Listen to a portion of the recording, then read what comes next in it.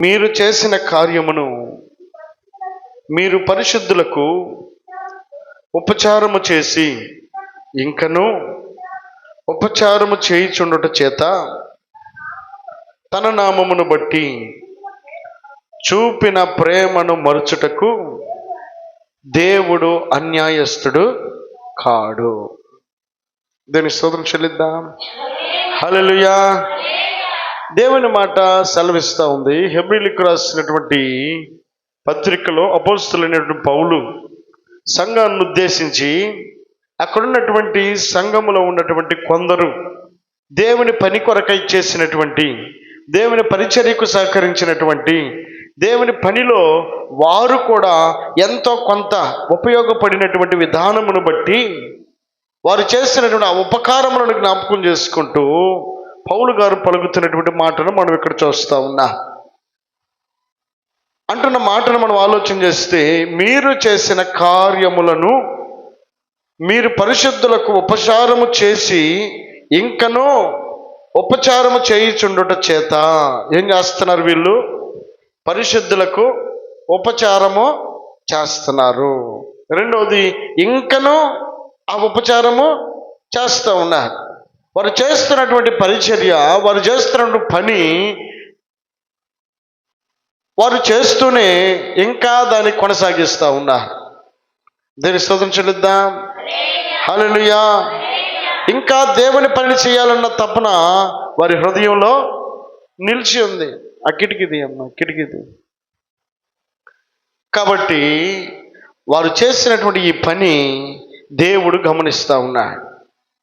అందుకే పౌలు గారు పలుకుతున్నటువంటి మాట ఏమిటంటే, మీరు పరిచర్య చేశారు, మీరు పని చేశారు, దేవుని కోసం ఎంతో కొంత ఉపయోగపడ్డారు, దేవుని పనిలో ఎంతో కొంత మీరు సహాయకులుగా ఉన్నారు, మీకు తోచినటువంటి పనిలో మీరు ఉపయోగపడతా వస్తూ ఉన్నారు. మీకు ఇష్టముగా మీరు చేసినటువంటి ఆ దేవుని పని ఏదైతే ఉందో అది మీరు చేసిన వారుగా కనబడుతున్నారు. రెండవది, ఆ పని ఇంకనూ చేస్తూనే ఉన్నారు. కాబట్టి మీరు చేసిన పని ఏదైతే ఉందో ఆ పనిని గురించి దేవుడు అంటున్న మాట ఏమిటంటే, ఏమంటాడు? మీరు ఇంకనూ ఉపచారము చేయుచుండుట చేత తన నామమును బట్టి చూపిన ప్రేమను మరుచుటకు దేవుడు అన్యాయస్తుడు కాడు. మీరు చూపిన ప్రేమను బట్టి, మీరు దేవుని ఎరిగిన వారై ఉన్నారు కనుక, దేవునిలో మీరు కొనసాగుతూ ఉన్నారు కనుక, దేవుని పని కొరకు మీరు ఉపయోగపడుతున్నారు కనుక, దేవుని పనిలో మీరు ఇంకా కొనసాగుతూ ఉన్నారు కనుక, దేవుని కొరకు ఏదో చేయాలన్న ఆశ ఇంకా మీలో ఉంది కనుక, ఇలాంటి ఆశ కలిగినటువంటి వారిని, ఇలాంటి పరిచర్య చేసేవారిని, ఇలా దేవుని కొరకు ఉపయోగపడేటువంటి వ్యక్తులను దేవుడు ఎన్నడూ మరిచిపోడు. ఆయన అన్యాయము అంతకంటే చేయడు. ఆయన న్యాయం చేసే దేవుడై ఉన్నాడు.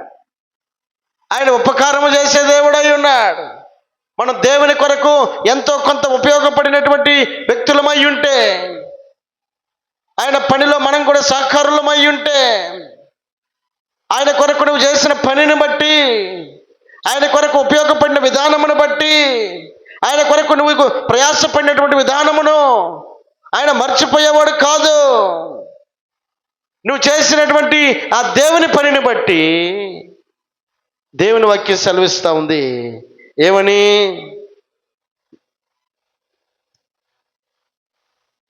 మీరు ఉపచారము చేయుచుండుట చేత తన నామమును బట్టి చూపిన ప్రేమను మరుచుటకు దేవుడు అన్యాయస్తుడు కాదు. ఇది దేవుని నామాన్ని బట్టి మీరు చేసిన పని ఏదైతే ఉందో, దేవుని నామాన్ని బట్టి మీరు దేవుని కొరకు ఉపయోగపడిన విధానం ఏదైతే ఉందో, ఇలాంటి ఈ పనిని దేవుడు మరిచిపోవుటకు అన్యాయస్తుడు కాదంట.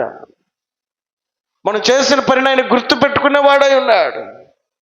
మనం చేసిన దానికైనా మనకు తిరిగి తన కృపను మనకు అనుగ్రహించేవాడై ఉన్నాడు. ఆయన చేయించుకుని వదిలిపెట్టేవాడు కాదు, వాడుకొని వదిలిపెట్టేవాడు అంతకంటే కాదు. మనం చేసిన దాన్ని బట్టి ఆయన మనకు న్యాయము చేసే దేవుడై ఉన్నాడు. మనం చేసినటువంటి పనిని బట్టి ఆయన మనకు న్యాయం చేసే దేవుడై ఉన్నాడు. రాత్రికాల సమయంలో దేవుడు జ్ఞాపకం చేస్తున్నటువంటి మాట నీతో నాతో మాట్లాడుతున్నాడు. ఆయన అన్యాయము చెయ్యడు. ఆయన న్యాయమే చేస్తాడు. ఆయన మనకు మేలే చేస్తాడు. ఆయన మనకు ఉపకారమే చేస్తాడు. నమ్మిన తన బిడ్డలను ఎన్నడూ వమ్ము చేసేవాడు కాదు. ఆయన విడిచిపెట్టేవాడు కాదు. ఆయన ఎడబాసేవాడు కాదు. ఆయన నీ పక్షాన న్యాయం చేయడానికి ఆయన ఇష్టపడే దేవుడై ఉన్నాడు. ఎందుకనంటే నీవు దేవుని కొరకు ఉపయోగపడిన వ్యక్తివి కనుక, నువ్వు దేవుని యొక్క పరిచర్యలో నువ్వు సహకరించిన విధానమును బట్టి ఇదిగో దేవుని యందు భయభక్తులు కలిగి దేవుని కొరకై నువ్వు చేస్తున్నటువంటి ప్రయాసను ఆయన మర్చిపోయేవాడు కానే కాదు. ఆయన మన జీవితాల్లో ఆయన తప్పక న్యాయం చేసే దేవుడై ఉన్నాడు. దేవునికి మహిమ కలుగునుగాక. హల్లెలూయా. కనుక న్యాయాధిపతుల గ్రంథంలో 11వ అధ్యాయంలో ఒక మాట జ్ఞాపకం చేసుకుందాం. న్యాయాధిపతుల గ్రంథం 11వ అధ్యాయము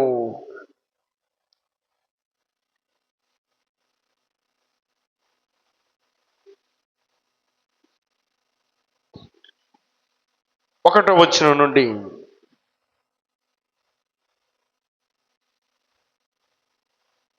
209వ పేజీ, న్యాయాధిపతుల గ్రంథం 11వ అధ్యాయము 1వ వచనం నుండి.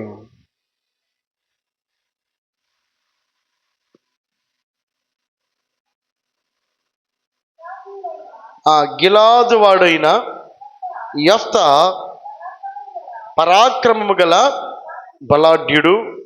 అతడు వేశ్య కుమారుడు. గిలాదు యెఫ్తాను కనెను.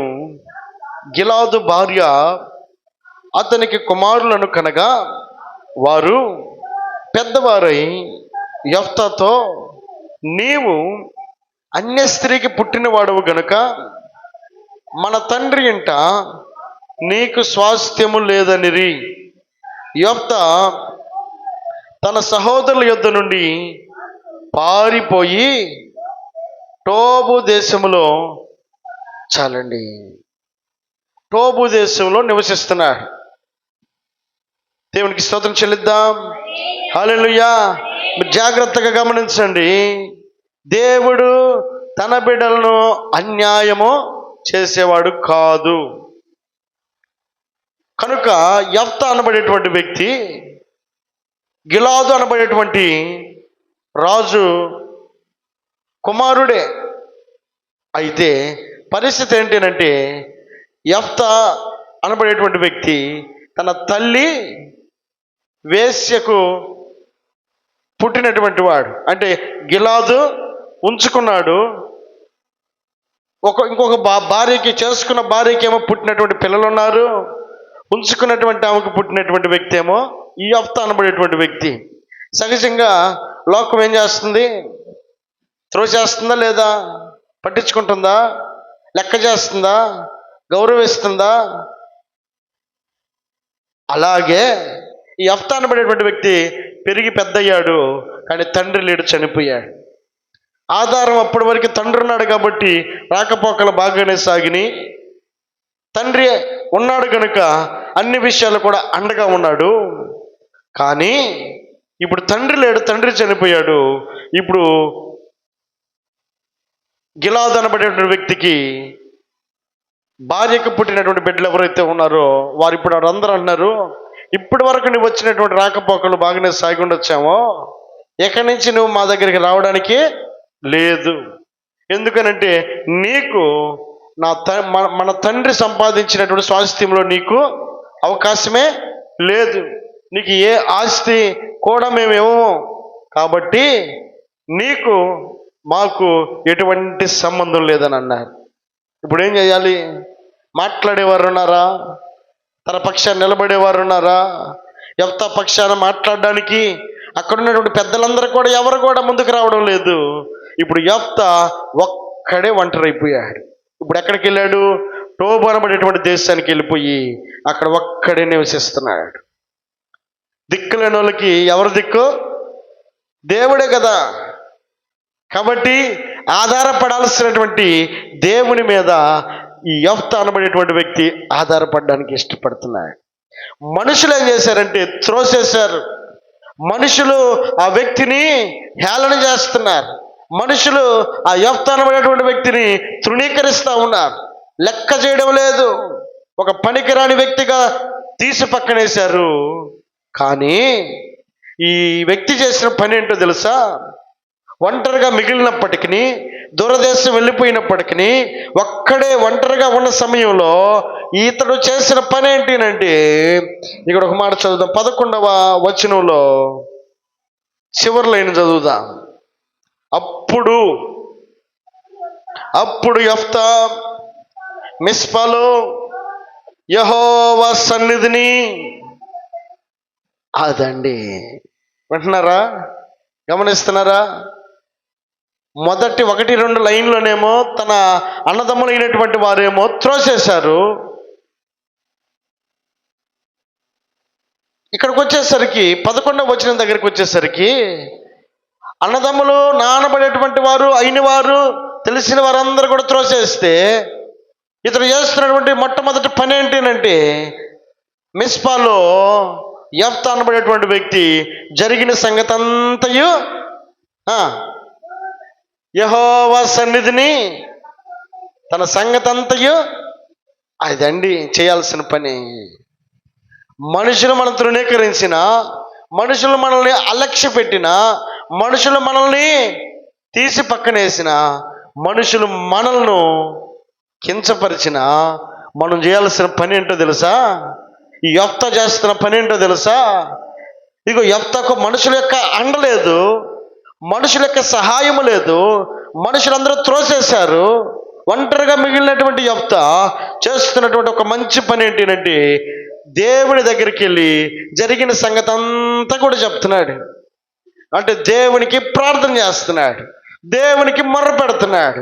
దేవునికి ఉన్న స్వభావం ఏంటంటే నాకు మొర్ర పెట్టము, నేను నీకు ఉత్తరం ఇస్తానన్నాడు కదా. ఆయన మాట తప్పేవాడు కాదు. తనకు నిజముగా మొర్రపెట్టే వారికి నేను సమీపముగా ఉన్నాను అన్నాడు. హృదయమారా తన హృదయంలో ఉన్న వేదనంతటిని కూడా ఈ యెఫ్తా దేవుని సన్నిధిలోకి వచ్చి మొరపెట్టడం ప్రారంభించాడు. దీని స్తోత్రం చెల్లిద్దాం. హల్లెలూయా. జరిగిన సంగతి అంతయు దేవునికి చెప్పడం ప్రారంభించాడు. ఇప్పుడు జరుగుతున్న పరిస్థితి ఏంటో తెలుసా? కొన్ని దినాలు గడిచినాయి, కొన్ని రోజులు గడిచినాయి.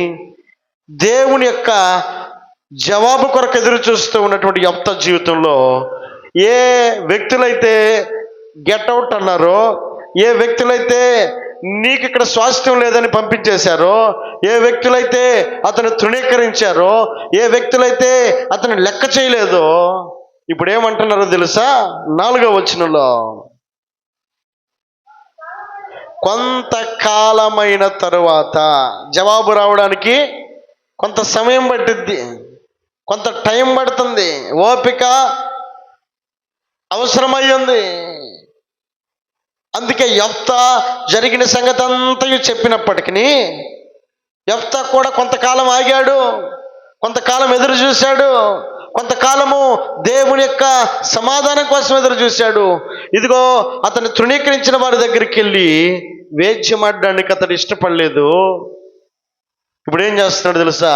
దేవునికి మొర్రపెట్టిన వ్యక్తి దేవుని సహాయం కొరకు ఎదురు చూస్తూ ఉంటే కొంతకాలమైన తరువాత అమ్మోనీయులను ఇశ్రాయేలును యుద్ధము చేయగా, అమ్మోనీయులు ఇశ్రాయేలుతో యుద్ధము చేసినందున ఇదిగో గిలాదు పెద్దలు టోబు దేశము నుండి యెఫ్తాను రప్పించుటకు పోయి, నీవు వచ్చి మాకు అధిపతి వయ్యుండుము, అప్పుడు మనము అమ్మోనీయులలో యుద్ధము చేయుదుమని యెఫ్తాతో చెప్పిరి. అందుకు యెఫ్తా, మీరు మీరు నా యందు పగబట్టి నా తండ్రి ఇంటి నుండి నన్ను తోలివేసితిరే, ఇప్పుడు మీకు శ్రమ కలిగిందని మీరు నా దగ్గరికి ఎట్లా వచ్చారు? చాలండి. ఎలాంటి పరిస్థితులు దేవుడు క్రియేట్ చేశాడు తెలుసా? ఇప్పుడు యెఫ్తా బెట్టి చేస్తున్నాడు. ఒకప్పుడు యెఫ్తా గౌరవంగా వెళితే యెఫ్తాను వారు తృణీకరించారు, యెఫ్తాను వారు విసర్జించారు, యెఫ్తాను ఏమాత్రం గౌరవించలేదు. బయటికి పొమ్మని చెప్పడం సులువుగా వారికి అలవాటైపోయింది. కొంతకాలమైన తర్వాత యెఫ్తా దేవునికి మొర్రపెట్టిన తర్వాత, యెఫ్తా జరిగిన సంగతి అంతయు దేవునికి చెప్పిన తర్వాత, ఇప్పుడు దేవుడు తన కార్యమును ప్రారంభిస్తే కొంతకాలమైన తర్వాత ఏ గిలాదు పెద్దలు ఉన్నారో ఒకప్పుడు చూసి చూడనట్టుగా ఉన్నారు. అయ్యా నాకు అన్యాయం జరుగుతుందనంటే, ఏమో మీరు తెలుసుకోండి అని చెప్పని అన్నాడు. ఇప్పుడు ఏమంటారు తెలుసా ఈ పెద్దలు వచ్చి, అయ్యా యెఫ్తా నువ్వు ఎక్కడున్నావు, ఎక్కడెందుకున్నావు, నువ్వు అక్కడికి రా, నువ్వు మా మీద నువ్వు అధిపతివై ఉంటావు, మా మీద నువ్వు పెత్తనం చేయొచ్చి అని. నిన్నగాక మొన్నేమో మీరు పొమ్మంటారే, ఇప్పుడేమో వచ్చి మా మీద పెత్తనం చేయమని అంటున్నావు, మొన్న ఎందుకన్నారట అని యెఫ్తా బెట్టి చేస్తున్నాడు. ఇప్పుడు పరిస్థితులు ఎలా మారిపోయినాయో తెలుసా? ఒకప్పుడు యెఫ్తాను నెట్టివేసిన వారు ఇప్పుడు యెఫ్తా కావాలని కోరుకుంటున్నారు. దీనికి స్తోత్రం చెల్లిద్దాం. హల్లెలూయా. దేవుడు ఎలాంటి వాడనంటే ఉన్నది లేనట్లుగా, లేనిది ఉన్నట్లుగా చేయగలిగిన వాడై ఉన్నాడు. ఎల్లకాలం అదే కృంగిపోయిన స్థితిలో దేవుడు మనల్ని ఉంచడు. ఎల్లకాలం త్రోసివేయబడిన స్థితిలో ఉంచడు, తృణీకరించబడిన స్థితిలో ఉంచడు, పడిపోయిన స్థితిలో ఉంచడు. లేవనెత్తే రోజు ఒక రోజు రాబోతా ఉంది, నిలబెట్టే రోజు ఒక రోజు రాబోతా ఉంది. కనుక యెఫ్తా చేసిన ప్రారంభపు పని ఏంటంటే జరిగిన సంగతి అంతయు దేవుని సన్నిధిలో దేవునికి మొర్రపెట్టాడట. ఇది చేయాల్సినటువంటి పని. దేవుడు అన్యాయస్తుడు కాదు, ఆయన న్యాయము జరిగించేవాడు. ఎందుకనంటే నీవు ఆయన నామమును బట్టి చేసిన పనిలో ఆయన తప్పక గుర్తించుకునేవాడై ఉన్నాడు. నువ్వు చిన్నదే చేసి ఉండొచ్చు, దేవుడు గొప్ప కార్యాలు నీ పట్ల చేస్తాడు. సారెపతి విధవరాలు సేవకుడు అనబడేటువంటి వ్యక్తికి తన దగ్గర ఉన్నటువంటి చిన్న అప్పాన్ని ఆహారంగా పెట్టింది, హృదయపూర్వకంగా పెట్టింది. ఇదిగో తన కరువు పోయేంత వరకు కూడా సమృద్ధిని ఆమె చూడగలిగింది. ఆమె చేసిందంతా చిన్నదే కదా, ఆ పూటకే కదా. దేవుడు ఏం చేశాడు? ఆమె పెట్టింది పూటకే, దేవుడు తన కరువు పోయేంత వరకు ఆ కుటుంబాన్ని సమృద్ధితో నింపాడట. దేవుడి కార్యములు ఆశ్చర్యకరముగా ఉంటాయి. కనుక దేవుని కొరకు చేసిన పనిని బట్టి ఆయన నీకు అన్యాయము చేసేవాడు కాదు. కాబట్టి దేవుని కొరకు నువ్వు చేయగలిగినటువంటి పనిని చేయగలిగితే, నువ్వు ప్రార్థించగలిగితే, నువ్వు దేవునికి మొర్ర పెట్టగలిగితే, నువ్వు దేవుని మీద ఆధారపడగలిగితే, దేవుని వైపు నువ్వు చూడగలిగితే, నమ్ముట నీ వలనైతే సమస్తమును సాధ్యపరిచేవాడు ఆయన. మనుషులు నమ్ముకున్నట్టు కంటే యెహోవాను ఆశ్రయించుట మేలు. మనుషులు ఈరోజు ఒకలాగా మాట్లాడి రేపు మరొకలాగా కూడా దాన్ని మార్చగలరు, తిప్పగలరు. కానీ దేవుడు మాట ఇస్తే మాట తప్పేవాడు కాదు, మాట నిలబెట్టుకునేవాడు అయినాడు. ఆయన అంటాడు, నువ్వు చేసిన పని కొద్దిదై ఉండొచ్చేమో, తన నామమును బట్టి నీవు దేవుని కొరకు చేసిన పనిని బట్టి ఆయన నీకు అన్యాయం చేసేవాడు కాదు. ఇదిగో యెఫ్తా దేవునికి మొర్ర పెట్టాడు, దేవుని వైపు చూశాడు, కానీ దేవుడు మాత్రం యెఫ్తాకు అన్యాయం చేయలేదు. తోడబుట్టిన వాళ్ళే, ఒకే తండ్రికి పుట్టినటువంటి అన్నదమ్ములు అతన్ని మోసగించడానికి ప్రయత్నించి గెట్ అవుట్ అన్నారు, కానీ దేవుడు మాత్రం హక్కుని చేర్చుకున్నాడు. దేనికి స్తోత్రం చెల్లిద్దాం. హల్లెలూయా. కనుక మనుషులను నమ్ముకున్నట్టు కంటే యెహోవాను ఆశ్రయించుట మేలు, మనకు ఆశీర్వాదం అయ్యింది, మనకు దీవెన అయ్యింది. మనం చేయాల్సిన పని దేవుని కొరకు ఎంతో కొంత మనం ఉపయోగపడితే, ఎంతో కొంత మనం దేవుని కొరకు మనం సహకరించగలిగితే ఆయన మనల్ని విడిచిపెట్టేవాడు కాదు. మనం చేసిన పనికి ఆయన ప్రతిఫలం ఇచ్చేవాడై ఉన్నాడు. మనుషులు మన చేత చేయించుకోవలసిన చాకరీ అంతా చేయించుకొని తర్వాత మనం పడినటువంటి కష్టాన్ని మర్చిపోవచ్చేమో. ఇదిగో ఆమె కోసం ఎంతో ప్రయాసపడ్డాను, ఈరోజు నా వైపు కన్నెత్తి కూడా చూడడం లేదు అనే మాటలు మనం వినడం లేదా? ఇదిగో ఆ కుటుంబం కోసం నేను ఎంతో ప్రయాసపడ్డాను, కానీ ఈరోజు నా కుటుంబం నన్ను గుర్తించడం లేదే. ఇవి మనుషుల యొక్క మనస్తత్వాలు అవ్వచ్చేమో, కానీ దేవుని కొరకు నువ్వు చేసిన పని కొద్దిదై ఉండొచ్చేమో. దేవుడు మాత్రం నీకు అన్యాయం చేయడు. దేవుడు నీకు న్యాయమే చేస్తాడు. దేవుడు నీ జీవితంలో గొప్ప కార్యములు చేయడానికి ఆయన ఇష్టపడే దేవుడు అయినాడు. దేవునికి మహిమ కలుగునుగాక. హల్లెలూయా, హల్లెలూయా. కనుక దేవుని వాక్యం సెలవిస్తూ ఉంది, ఈ రాత్రికాల సమయంలో ఆయన నీకు అన్యాయము చెయ్యడు.